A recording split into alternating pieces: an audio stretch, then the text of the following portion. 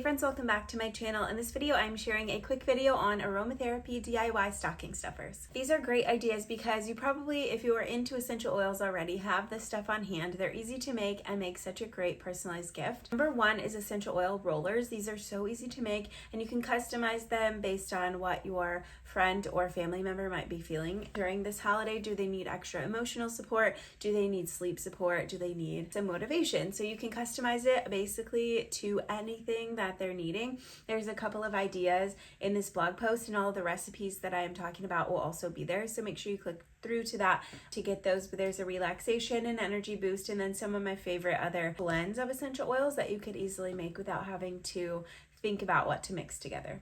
Number two is scented bath salts. This one is great because it promotes or it encourages the person that you're giving them to relax and to take a bath and create that space for self-care. So it's a super easy recipe, just Epsom salt, baking soda, essential oil, and jojoba oil. And again, you can customize this based on whatever their favorite scents are. There are a couple of recipes in the blog post, but I just got this blend from Revive, and you guys, it is amazing. It is a dupe to a similar essential oil, I think, by doTERRA, maybe Serenity, I'm not sure, but it smells kind of like Gentle Babies if you're a young living.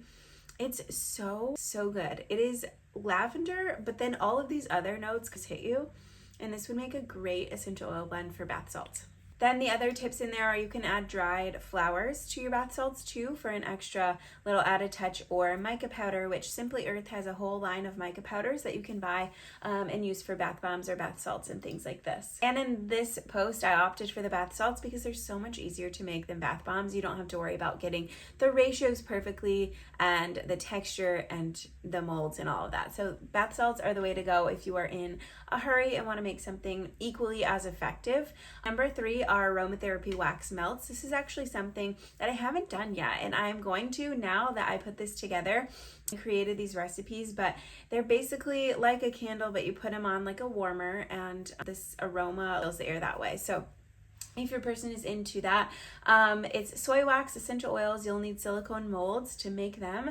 And then you can also put in mica powder if you want like extra Christmas flair. But cinnamon, orange, nutmeg, all of those warm and spicy scents, or so many of my favorite brands have holiday blends. If you're at home and making up your own, cinnamon is always a great one. Vanilla is always a great one for whether it's a candle or an aromatherapy wax melt like this. So you're basically mixing everything together, pouring it into the molds. It's super easy as well. And then popping them into some cute gift bag. With all of these, you can really dress them up with ribbon and glitter or tinsel or whatever you want to make them more festive. And then number four is festive room sprays. So you can get a really cute spray bottle from Amazon. I have a couple linked here. Like your iridescent one, or just maybe a green frosted instead of regular glass, whatever it is. And that's also optional. If you have just a regular spray bottle, put some holiday stickers on it, make it more festive. But room sprays are super easy to make also, and just a great gift.